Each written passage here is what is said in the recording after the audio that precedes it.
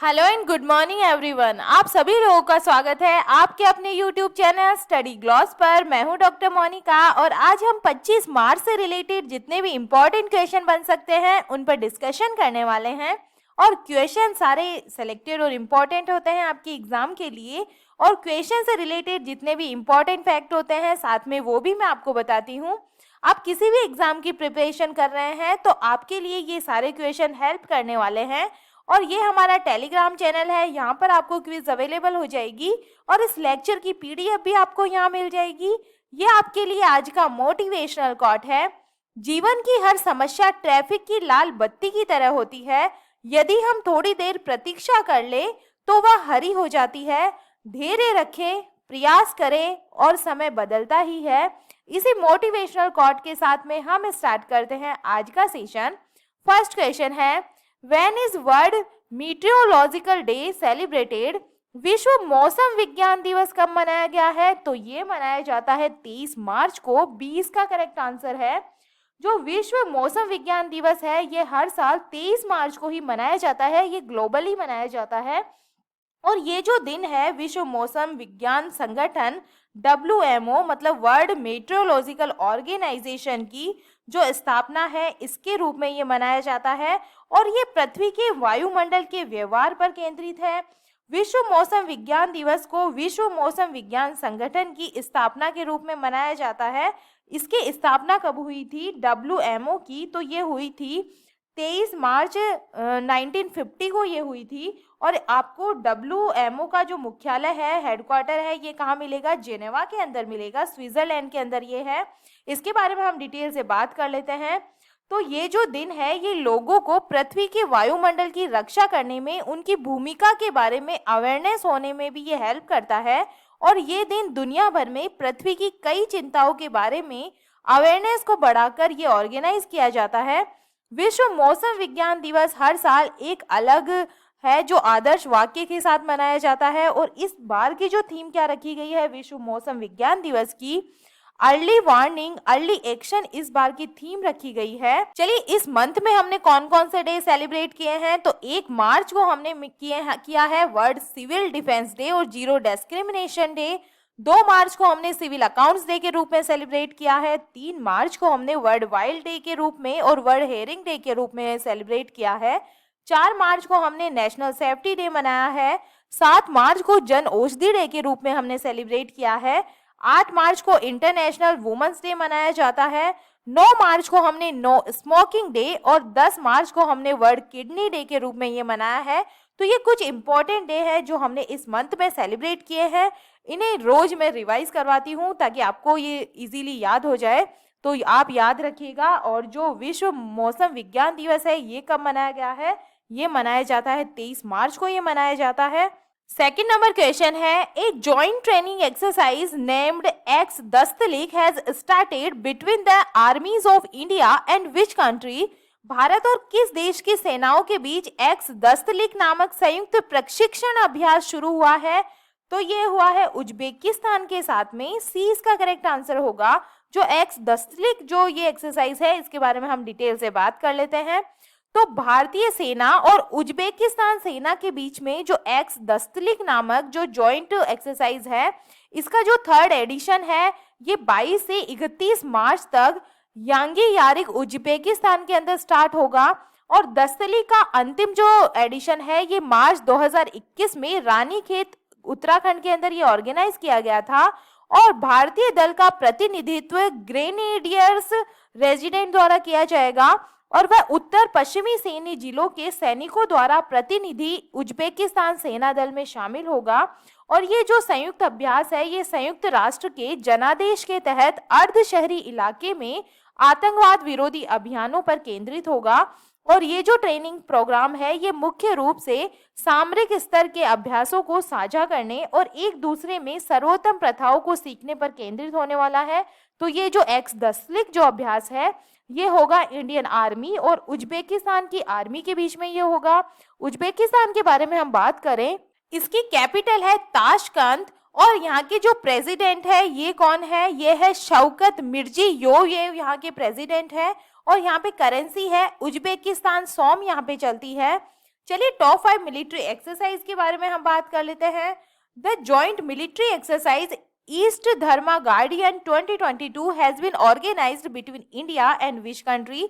तो ये जो एक्सरसाइज है जॉइंट मिलिट्री एक्सरसाइज थी, ये इंडिया और जापान के बीच में ऑर्गेनाइज करवाई गई है।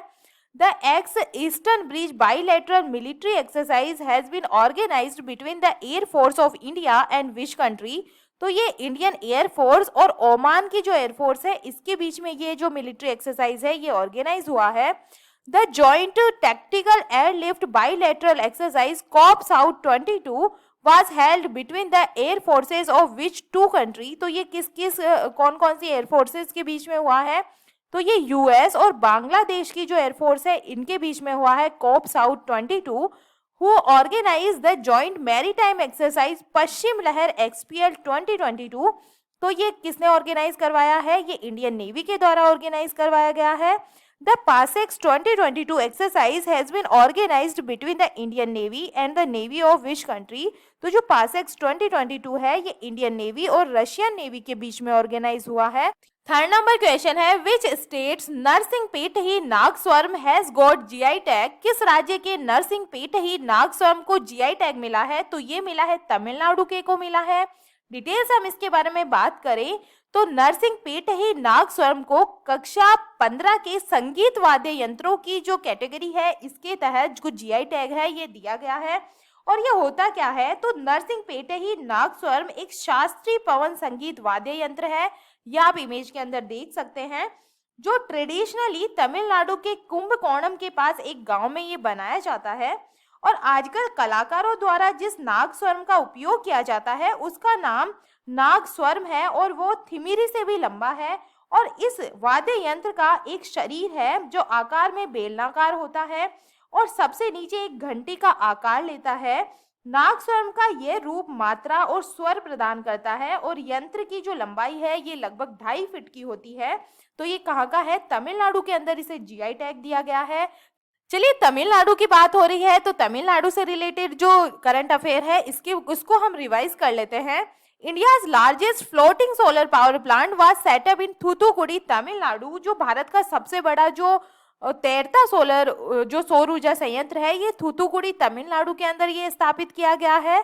The Tamil Nadu state government has started the Naan Mudhalvan जो स्कीम है ये यहाँ पे शुरू की गई है। Marine elite force was form for the conservation of marine life. जो समुद्री जीवों के संरक्षण के लिए मरीन एलिट जो फोर्स है इसका जो गठन है ये तमिलनाडु के अंदर किया गया है।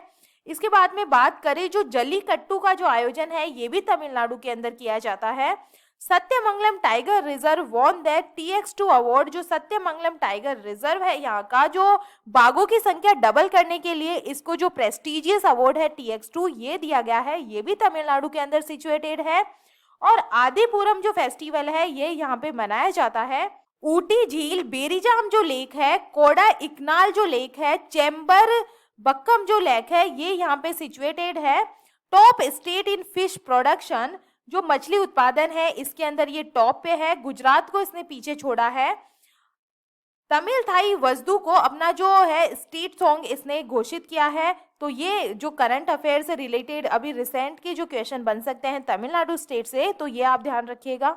4 नंबर क्वेश्चन है which is the world's most polluted capital city in the IQAir 2021 world air quality report. IQAir 2021 विश्व वायु गुणवत्ता रिपोर्ट में दुनिया की सबसे प्रदूषित राजधानी कौन सी बनी है? तो ये बनी है न्यू दिल्ली बनी है। 20 का करेक्ट आंसर होगा। IQAir की 2021 की जो वर्ल्ड एयर क्वालिटी रिपोर्ट है इसके अकॉर्डिंग न्यू दिल्ली को लगातार सेकेंड टाइम वर्ल्ड की सबसे पॉल्यूटेड कैपिटल सिटी के रूप में ये उभरी है। तो 20 का करेक्ट आंसर होगा। डिटेल से बात करें तो नई दिल्ली इसके अंदर फर्स्ट पोजीशन पे रही है। इसके बाद में ढाका बांग्लादेश की राजधानी है ये सेकंड पोजीशन पे रही है। एंड जमेना चाड थर्ड पोजीशन पे और दुशांबे तजिकिस्तान 4 पोजीशन पे रही है। और मस्कट ओमान ये क्रमशः शीर्ष 5 सबसे प्रदूषित राजधानी शहर होंगे। और इसके अंदर इस रिपोर्ट के अंदर 117 देशों क्षेत्रों और क्षेत्रों के 6475 शहरों में PM 2.5 वायु प्रदूषण माप का विश्लेषण किया गया है। और 2021 में मध्य और दक्षिण एशिया के 15 सबसे प्रदूषित शहरों में से जो है 12 तो इंडिया के अंदर ही है। और हम इंडेक्सेस की बात कर रहे हैं तो अभी centre for science and environment CSI द्वारा एक रिपोर्ट जारी की गई थी all India winter air quality analysis के अंदर। जो इंडिया है इसका जो सबसे पॉल्यूटेड जो शहर है ये कौन सा बना था, तो ये गाजियाबाद उत्तर प्रदेश था, ये आप ध्यान रखिएगा। और अभी स्वास्थ्य मंत्रालय द्वारा जारी रिपोर्ट के अनुसार भारत में सबसे कम मात्र जो मृत्यु अनुपात है इसके अंदर कौन सा जो राज्य है ये टॉप पे रहा है, तो ये रहा था केरला, तो ये आप ध्यान रखिएगा। और जो सिप्री द्वारा इंटरनेशनल आर्म्स ट्रांसफर रिपोर्ट है 2021 की, इसके अंदर हथियारों के सबसे बड़े आयातक देश के रूप में कौन सा देश शीर्ष पे रहा है, तो ये भारत, और जो है सऊदी अरब इसके अंदर शीर्ष पे रहा है। तो ये कुछ एक्स्ट्रा जो इंडेक्सेस के बारे में जो इंडिया की रैंक है इसका आप ध्यान रखिएगा। 5 नंबर क्वेश्चन है, who has acquired freelance entrepreneur network Gig India, किसने freelance entrepreneur network Gig India का अधिग्रहण किया है, तो ये किया है फोन पे के द्वारा किया गया है। 20 का करेक्ट आंसर होगा। जो फोन पे होता है ये डिजिटल भुगतान में मार्केट लीडर है और ये फ्लिपकार्ट के पूर्व अधिकारी समीर निगम, राहुल चारी और बुजिन इंजीनियर ने 2015 में फोन पे की स्थापना की थी, तो ये फोन पे के द्वारा ये अधिग्रहण किया गया है। डिटेल से हम बात करें तो डिजिटल भुगतान और वित्तीय सेवा कंपनी फोन पे ने पुणे स्थित स्वतंत्र सूक्ष्म उद्यमियों के लिए एक नेटवर्क गिग इंडिया का अधिग्रहण किया है और अधिग्रहण के परिणाम स्वरूप फोन पे अपने कर्मचारियों के अलावा 1.5 मिलियन उद्यमियों और 100 से अधिक व्यवसायों को ग्राहकों के रूप में एकीकृत करने में सक्षम होने वाला है। और फोन पे अपने ग्राहक आधार और वितरण चैनलों के विस्तार में निगमों और व्यवसायों की सहायता के लिए गिग इंडिया के फ्रीलांसिंग सूक्ष्म उद्यमियों के नेटवर्क का उपयोग करेगा। तो ये किसके द्वारा अधिग्रहण किया गया है, फोन पे के द्वारा ये किया गया है। 6 नंबर क्वेश्चन है, the foundation day of which state is celebrated on 22 मार्च, 22 मार्च को किस राज्य का स्थापना दिवस मनाया गया है, तो ये मनाया गया है बिहार का। 20 का करेक्ट आंसर होगा। 1912 में अंग्रेजों ने बंगाल जो प्रांत था इससे अलग करके बिहार को एक नई पहचान दी थी और 2022 में बिहार अपने गठन के 110 जो साल है ये पूरे कर चुका है। और बिहार दिवस हर साल बिहार राज्य के गठन के प्रतीक के तौर पर ये कब मनाया जाता है, 22 मार्च को ये मनाया जाता है। और बिहार दिवस पर हर साल बिहार में सार्वजनिक अवकाश यानी पब्लिक हॉलीडे होता है, तो ये कब मनाया गया है, 22 मार्च को ये मनाया गया है। बिहार का जो स्थापना दिवस है ये मनाया गया है। चलिए बिहार से रिलेटेड हम बात कर लेते हैं। Bihar has become the first है, चलिए यहाँ पे बिहार की बात हो रही है तो बिहार से रिलेटेड कुछ इंपॉर्टेंट बातें हम देख लेते हैं। Bihar has become the first state to facilitate doorstep delivery of digital land record, तो ये फर्स्ट स्टेट ऐसा बन गया है जो डिजिटल लैंड रिकॉर्ड की जो डोर स्टेप डिलीवरी है ये करेगा। Amir Subhani has been appointed as the new chief secretary of Bihar, ये बने हैं। और जो हिट कोविड ऐप है ये यहाँ पे लॉन्च किया गया है। Valmiki national park announce 33 reservation for girls, इसके लिए रिजर्वेशन के लिए इन्होंने अनाउंस किया है मेडिकल एंड इंजीनियरिंग कॉलेजेस के अंदर। चीफ जस्टिस ऑफ बिहार कौन है, संजय करोल है। 7 नंबर क्वेश्चन है, which is the hottest place on earth, पृथ्वी पर सबसे गर्म स्थान कौन सा बना है, तो ये बन गया है कुवैत। सी इसका करेक्ट आंसर होगा। कुवैत के अंदर 53.2 डिग्री सेल्सियस जो टेम्परेचर है ये पहुंच गया है। फ़ारेनहाइट में हम बात करें तो 127.7 डिग्री फ़ारेनहाइट जो यहाँ का टेम्परेचर है ये चला गया है और ये पृथ्वी पर सबसे गर्म स्थानों में से एक बन गया है। कुवैत में पिछली गर्मियों में इतनी गर्मी थी कि वहाँ के जो पक्षी है वो आसमान के अंदर ही मर गए हैं। तो ये जो सबसे गर्म स्थान कौन सा बन गया है पृथ्वी का, तो ये कुवैत बन गया है। 8 नंबर क्वेश्चन है, where is the Gulf investment summit being organised in March 2022 to explore investment opportunities, मार्च 2022 में निवेश के अवसर तलाशने के लिए कहां पर गल्फ निवेश समिट का आयोजन किया जा रहा है, तो ये किया जा रहा है श्रीनगर जम्मू एंड कश्मीर के अंदर। सी इसका करेक्ट आंसर होगा। गल्फ जो इन्वेस्टमेंट समिट है इसके बारे में हम डिटेल से बात करें तो हाल ही में हांगकांग, संयुक्त अरब अमीरात और सऊदी अरब की 33 कंपनियों के प्रतिनिधि जम्मू कश्मीर में निवेश के लिए बढ़ती स्थिति का आकलन करने के लिए श्रीनगर पहुंचे और जम्मू और कश्मीर में विभिन्न क्षेत्रों में निवेश के अवसरों की खोज पर चर्चा करने के उद्देश्य से प्रतिनिधियों ने गल्फ बिजनेस समिट में भाग लिया और पहली बार सऊदी अरब के एक निवेशक ने जम्मू और कश्मीर में व्यापार के अवसरों में रुचि दिखाई है और जम्मू और कश्मीर सरकार ने जनवरी के महीने में विभिन्न यूएई आधारित कंपनियों जैसे Lulu, MR, Al Maya group, MATU investments, Century Financial, GL employment, brokerage LLC, Noon e-commerce आदि के साथ समझौते ज्ञापन पर हस्ताक्षर किए हैं। तो ये समिट कहाँ पे हुआ है? जम्मू एंड कश्मीर के अंदर, श्रीनगर के अंदर ये हुआ है। और ये शिखर सम्मेलन एक उद्यमी अनुकूल वातावरण और क्षेत्र से निर्यात को बढ़ावा देने के लिए अनुकूल बुनियादी ढांचों के निर्माण की दिशा में सरकार की पहल के अनुरूप होने वाला है। चलिए कॉन्फ्रेंसेस की बात कर रहे हैं तो टॉप 5 कॉन्फ्रेंसेस के बारे में हम जान लेते हैं। Where is the 19th military corporation meeting held to strengthen the defence corporation of India and America. तो ये जो कॉर्पोरेशन, ये जो मीटिंग है, ये कहाँ पे हुई है? ये आगरा उत्तर प्रदेश के अंदर हुई थी। Where was the Indian temple architecture Devayatanam conference inaugurated by the ministry of culture. तो ये कहाँ पे हुई है? हम्पी कर्नाटका के अंदर ये हुई है। Where was the 25th meeting of financial stability and development council held? तो ये जो कहाँ पे हुई है 25th जो मीटिंग है financial stability and development council की, तो ये हुई है मुंबई महाराष्ट्र के अंदर। Where will the defence exhibition 2022 be organised? तो ये कहाँ पे होने वाला है? गांधीनगर गुजरात के अंदर ये होने वाला है। Where was the 4th meeting of foreign ministers of the Quad group held? तो ये कहाँ पे हुआ है? मेलबोर्न ऑस्ट्रेलिया के अंदर ये जो मीटिंग है ये ऑर्गेनाइज हुई है क्वाड देशों की। 9 नंबर क्वेश्चन है, which country has named the first cyclonic storm Asani of the year 2022? साल 2022 के पहले चक्रवाती तूफान असनी का नामकरण किस देश ने किया है? तो ये किया है श्रीलंका के द्वारा। डी इसका करेक्ट आंसर होगा। जो बंगाल की खाड़ी है, यहाँ पर एक साइक्लोन बन रहा है जिसका नाम रखा गया है असनी, इसका नाम रखा गया है। और इस साइक्लोन के कारण जो भारत का ईस्ट कोस्ट है यहाँ पे है बारिश हो सकती है। और इस साइक्लोन का नाम श्रीलंका के द्वारा रखा गया है। मतलब श्रीलंका के अंदर जो सिहली लैंग्वेज है, इसके अंदर जो असनी है, इसका जो अर्थ होता है ये क्रोध से होता है।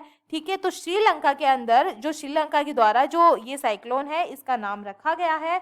साइक्लोन की हम बात करें कि ये जो साइक्लोन है ये फॉर्म कैसे होते हैं, तो जो समुद्र की सरफेस होती है ये क्या होती है? मॉइस्ट होती है और वार्म यहाँ पे एयर होती है और इसके साथ में ही क्या होता है? वो ऊपर की ओर उठती है और ये सरफेस के पास कम दबाव के क्षेत्र का कारण बनती है।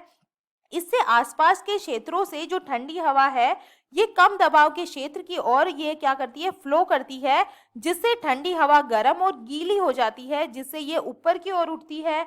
और ये जो साइकिल है ये कंटिन्यू चलता रहता है, जिसके रिजल्ट के अंदर क्या बनते हैं? बादल का डेवलपमेंट होता है। और ये हवा और बादल एक सिस्टम की तरह फैलते रहते हैं और साथ ही ये क्या करते हैं? तेजी से घूमते हैं, जिसका रिजल्ट क्या होता है? ये जो साइक्लोन है ये बनते हैं। ठीक है, तो इस प्रकार ये साइक्लोन का निर्माण होता है। इसके बाद में हम बात करें कि समुद्र की सतह की जो आर्द्रता है, साथ ही तापमान चक्रवातों के विकास से संबंधित है। इसीलिए बंगाल की खाड़ी चक्रवातों के निर्माण के लिए एक अच्छे स्थान के रूप में कार्य करती है। इसलिए जो ज्यादातर साइक्लोन है ये बंगाल की खाड़ी के पास में बनते हैं, क्योंकि इस क्षेत्र में धीमी हवाओं के साथ अधिक वर्षा होती है जो तापमान को उचित रूप से गर्म रखती है। तो ये जो साइक्लोन है इसका नाम दिया गया है असनी और इसका नाम किसने दिया है? श्रीलंका के द्वारा ये दिया गया है। 10 नंबर क्वेश्चन है, which Indian origin doctor has been appointed as the White House कोविड-19 रिस्पांस कोऑर्डिनेटर? भारतीय मूल के किस डॉक्टर को व्हाइट हाउस का कोविड-19 प्रतिक्रिया समन्वयक नियुक्त किया गया है? तो ये किया गया है आशीष झा को। सी इसका करेक्ट आंसर होगा।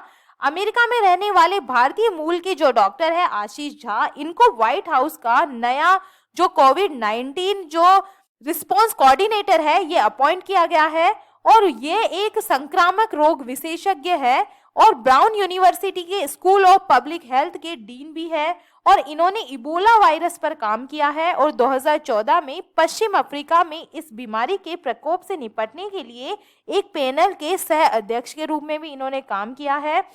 चलिए अपॉइंटमेंट से रिलेटेड क्वेश्चन है, तो टॉप 5 इंटरनेशनल अपॉइंटमेंट्स के बारे में हम बात कर लेते हैं। Who has become the first black women जज of the US supreme court, तो ये कौन बनी है?